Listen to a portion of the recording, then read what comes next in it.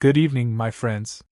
The desert remembers everything: the heat, the bones, the silence of those who waited too long for help that never came. For decades, the Sahel was described only by what it lacked: stability, safety, hope. The world spoke of this land as if it were a wound that would never heal. But then, from the red sands of Burkina Faso, a single name began to echo against the horizon: General Ibrahim Traoré. It began with exhaustion, not glory. The people of Mali, Niger, and Burkina Faso were tired of funerals, tired of empty promises wrapped in foreign flags. They had buried too many sons while waiting for peacekeepers who never kept peace. And so, in October 2025, the waiting ended. At dawn, under a sky split by lightning, three nations became one. The Alliance of Sahel States, commanded by Ibrahim Traoré, prepared to face the nightmare that had haunted them for years: the terrorist armies of JNIM that spread fear across the dunes. But this time, there would be no waiting for permission. This time, Africa would fight for itself. Ibrahim Traoré stood before his commanders in a dim tent lit by the pale glow of tablet screens. His order was calm but final. "We will not react. We will define the battlefield." That night, as the desert chilled to freezing, African-built drones hovered silently over Tindoubin, a stretch of sand that would soon enter history. Through digital grids designed by Sahelian engineers, live images streamed to control rooms in Bamako and Ouagadougou. Clusters of motorcycles, fuel convoys, hidden tents. The enemy's pulse was visible and vulnerable. At sunrise, the sky erupted. Burkina Faso's new rocket systems, guided by African coordinates, thundered across the plains. Fire drew lines through the dawn, each explosion a heartbeat of sovereignty. Ibrahim Traoré's strategy unfolded with surgical precision. Mobility cut through chaos, intelligence replaced instinct, unity shattered division. When the smoke cleared, the impossible had happened. Nim's stronghold was gone. Not by foreign hands, but by the courage of Africans who refused to kneel. Villagers miles away wept as the ground shook. They said it sounded like thunder, but it was something far greater. It was the sound of Africa awakening. And at the center of that awakening stood Ibrahim Traoré, his uniform dusted with sand, his eyes steady on the horizon. For the first time in generations, the Sahel was not begging for salvation. It had become its own salvation. The smoke from Tindoubin had barely faded when the winds carried a new kind of silence across the Sahel, not the silence of defeat, but the breath before transformation. Every campfire, every radio, every broken wall seemed to whisper one name: Ibrahim Traoré. To outsiders, he was just a young soldier in a poor country. To his people, he was the proof that courage can be engineered. He did not celebrate victory with parades or medals. He walked among the soldiers, his boots sunk in the same dust they fought upon. "Do not thank me," he said softly. "Thank yourselves. This land does not belong to those who occupy it, but to those who defend it." And then, he began his second battle, the battle to build. Across Burkina Faso, workshops were born from nothing. Blacksmiths became mechanics. Carpenters became engineers. In Ouagadougou, a new generation of inventors gathered under tin roofs, welding wood and metal together, guided by a single vision from Traoré himself: to build Africa with Africa. From his command room, he studied blueprints for wooden buses, solar-powered vans, and hybrid engines made from recycled parts. Foreign journalists laughed at the idea. "How can wood replace steel?" they asked. Traoré smiled. "They laughed when we fought barefoot," he replied. "Now they will watch us drive barefoot too." His government launched a training initiative called the People's Forge, where young Burkinabe learned to design, repair, and innovate without imported machines. Each invention carried the flag of independence. Each spark of electricity felt like a declaration of freedom. Meanwhile, the Sahel Alliance expanded its reach. Mali contributed solar grids. Niger shared agricultural fuel systems. Together, they created the first Pan-African energy chain, powering not just vehicles, but minds. Traoré understood that sovereignty was not only about weapons. It was about ideas, the kind no one could colonize again. When foreign observers finally visited, they were met with a sight they couldn't comprehend. Villagers charging drones with sunlight, buses made of wood and courage, children coding in mud-floored classrooms. And above them all, the voice of Ibrahim Traoré echoed through the radio waves. Let the world see that Africa does not need to borrow its future. We are crafting it with our own hands. By the end of that year, the Sahel was no longer a battlefield. It had become a blueprint, burning bright with the fire of sovereignty. The year was ending, but Africa was only beginning. From Dakar to Dar es Salaam, the wind carried a single question. What if we no longer need permission to be great? The answer was already echoing through the deserts, from Tindouf to Timbuktu, where the Sahel's red earth had swallowed centuries of pain and now gave birth to pride. Everywhere, murals of Ibrahim Traoré rose like dawn, painted on school walls, carved into city corners, drawn in the notebooks of children who finally saw a leader that looked like them, spoke like them, and believed in them.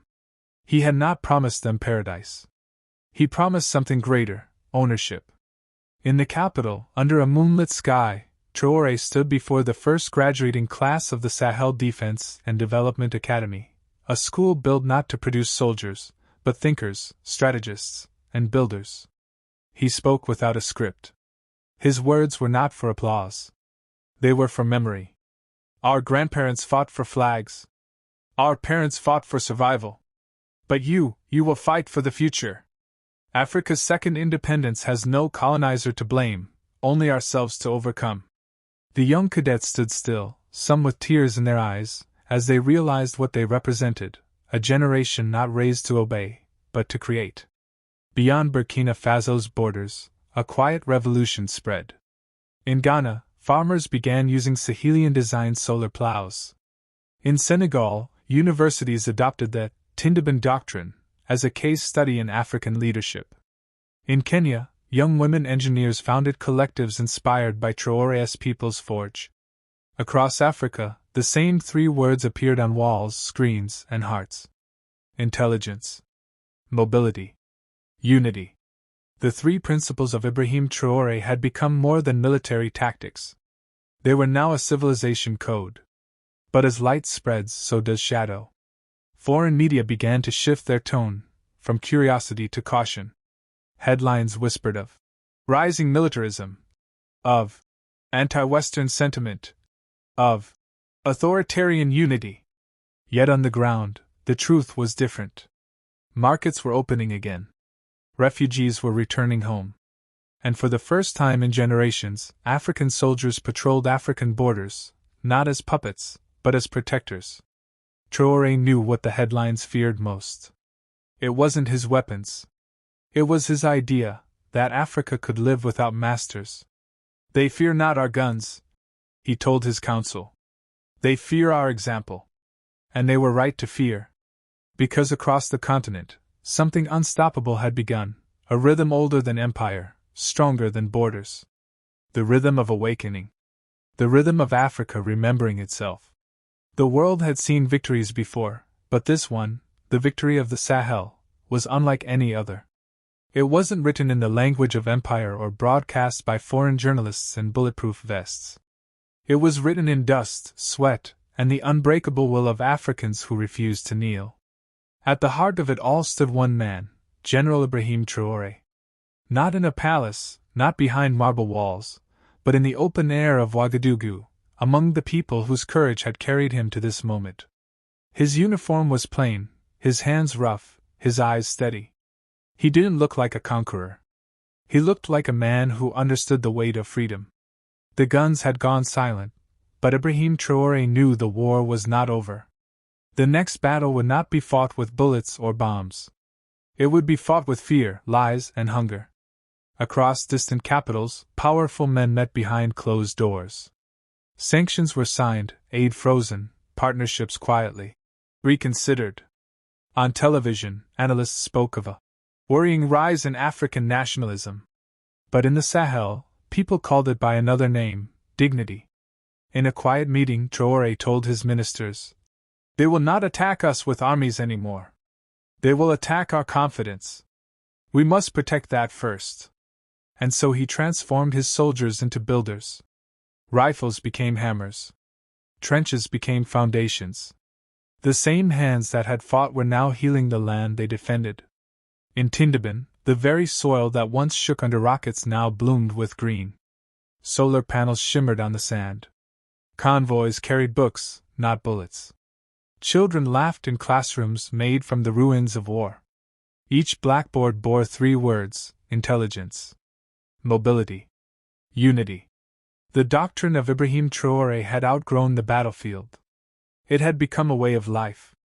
He traveled through villages in a dusty truck, shaking hands, blessing newborns, eating from the same bowls as farmers. "If we can share blood," he said, "then we can share bread." And the people believed him. In their eyes, he wasn't a ruler, he was a reminder that Africa could lead itself.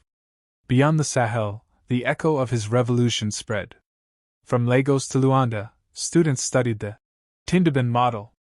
Artists painted lions beneath the words Africa remembers. In Europe and America, quiet voices began to ask, what if Africa was never broken, only ignored? But the old powers did not sleep. Propaganda rose like smoke. Rumors spread that Traoré's unity was a threat, his independence a danger. Yet the people did not listen. They had already seen what belief could do. On the anniversary of Tindoban, Ibrahim Traoré stood before the flags of Mali, Niger, and Burkina Faso. The air was thick with heat and hope. "Our revolution," he said, "is not against the world. It is against the lie that we cannot stand without it. The next war will not be fought for land, it will be fought for dignity. And we will win that one too." The crowd erupted, their cheers rising like thunder over the desert. In that moment, Africa did not rise with a flag, it rose with a belief. A belief that began in the dust, carried the name of a soldier, and ended as the heartbeat of a continent.